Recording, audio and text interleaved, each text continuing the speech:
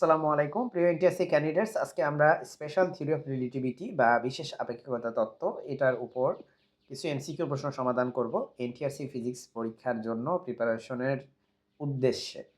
So আমাদের প্রথম প্রশ্নটা হচ্ছে, মাইকেলসন মর্লি পরীক্ষার মূল উদ্দেশ্য কি ছিল? মাইকেলসন মর্লি মূলত এই পরীক্ষাটা করছে হচ্ছে ইথার মাধ্যমের অস্তিত্ব আছে কিনা সেটা প্রমাণ করার জন্য।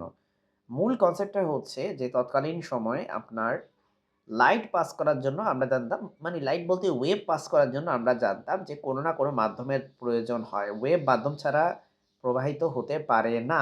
সো যেহেতু লাইটও এক ধরনের ওয়েভ এবং ওই সময় কিন্তু এটা প্রায় প্রমাণিত সত্য, লাইট এক ধরনের ওয়েভ। সো যেহেতু লাইটের ওয়েভ থিওরিটা এত বেশি জনপ্রিয়তা পাইছে, আর লাইট যেহেতু ওয়েভ, আর ওয়েভ যেহেতু মাধ্যম ছাড়া চলতে পারে না, অর্থাৎ লাইট যখন লেটস সে সূর্য থেকে যখন আমাদের পৃথিবীতে লাইট যখন আসবে সেখানে তো কোনো মাধ্যম নাই। আছে? নাই, শূন্য মাধ্যম। তো সেখানে কিভাবে লাইট পাস করবে? যেহেতু লাইট ওয়েভ, সো তার তো মাধ্যম লাগবে। সো সেই মাধ্যমটাকেই আমরা তৎকালীন সময়ের বিজ্ঞানীরা সেটাকে ভাবছে যে এটা এক ধরনের বিশেষ মিস্টেরিয়াস মাধ্যম আছে যেটার নাম হচ্ছে ইথার মাধ্যম। সো মাইকেলসন মৌলিক চিন্তা করলো, ওকে ফাইন। সো আমি আমি এক্সপেরিমেন্ট করে বের করার চেষ্টা করি ইথার মাধ্যমের অস্তিত্বটা আছে কিনা। তো তাদের প্রমাণের উদ্দেশ্য ছিল যে ইথার মাধ্যমের অস্তিত্ব আছে এটা দেখানো। কিন্তু তারা উল্টা প্রমাণ করে ফেলেছে যে ইথার মাধ্যমের অস্তিত্বই নেই।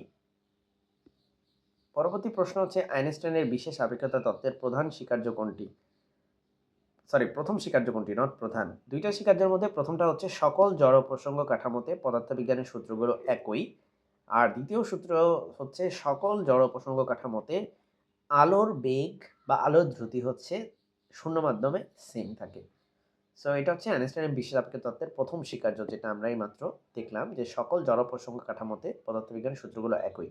আমি একটু বলে রাখি নিউটনের সূত্রগুলো, আপনাদের এটা পরীক্ষা হয়তো চলে আসতে পারে। নিউটনের যে ৩টা সূত্র আছে, নিউটনস আ ৩টা সূত্র, যেমন নিউটনের first law, second law, third law, এই ৩টা লই আসলে আমাদের জড় প্রসঙ্গ কাঠামোর জন্য প্রযোজ্য, অজড় প্রসঙ্গ কাঠামোর জন্য প্রযোজ্য নয়। সো জড় প্রসঙ্গ কাঠামোর জন্যই কিন্তু এটা একমাত্র ডিফাইন্ড, যেটা অ্যাকচুয়ালি ফার্স্ট লতেই জড় প্রসঙ্গ কাঠামোকেও ডিফাইন করে দিচ্ছে আরকি নিউটন। একজন পর্যবেক্ষকের সাপেক্ষে অত্যন্ত দ্রুত গতিতে, মানে যেই বেগটা প্রায় আলোর বেগের কাছাকাছি চলমান একটি ঘড়ি স্থির পর্যবেক্ষকের তুলনায় এটা ধীরে হবে। কারণ কি দেখেন, পর্যবেক্ষক যিনি হচ্ছে চলমান তার তুলনায় স্থির পর্যবেক্ষক অলওয়েজই হচ্ছে ধীরে চলবে।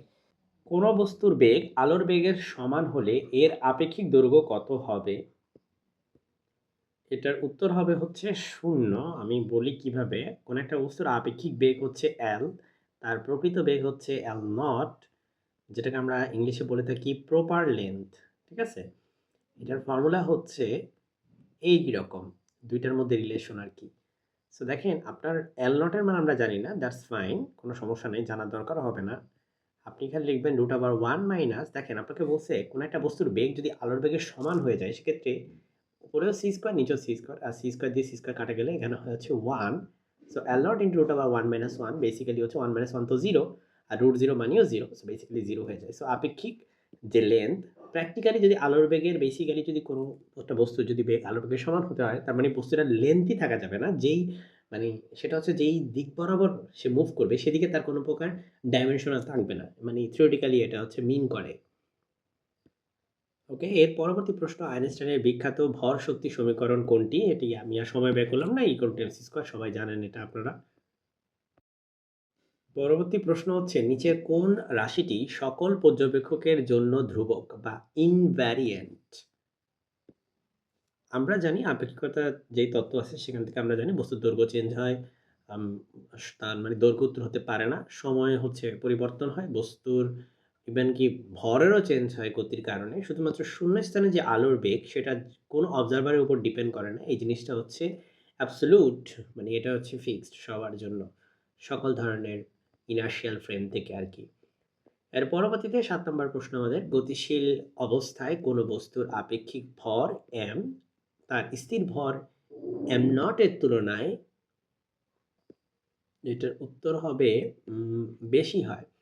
m এর মানটা আপনার হচ্ছে m not divided by √1 minus v square by c square. যখন কোনো একটা বস্তু গতিশীল হয় তখন তার একটা v থাকে, রাইট? এবং সেক্ষেত্রে সবসময় মনে রাখবেন যে 1 বাই এই 1 বাই এই এক্সপ্রেশনটা এটাকে আমরা যদিও গামা দিয়ে প্রকাশ করি, সেটাকে গামা ইনটু এম নট। এই গামার মানটা আসলে 1 এর থেকে বড় হয় আরকি। 1 এর সমান হতে পারে বা 1 এর থেকে বড়। তো সেক্ষেত্রে যেহেতু কোনো একটা বস্তুর গতি আছে, তার মানে এটা 1 এর থেকে বড় হবে। অর্থাৎ আমার এম এর মানটা কিন্তু এম নট এর থেকে বড় হবে। যেহেতু গামার মান 1 এর থেকে বড়। সো যাই হোক, এটা হচ্ছে স্থির অবস্থায় ভর, সেটার তুলনায় আমার গতিশীল অবস্থায় ভর বেশি। সো এইজন্য আমরা উত্তর বলতেছি এই নাম্বারটা।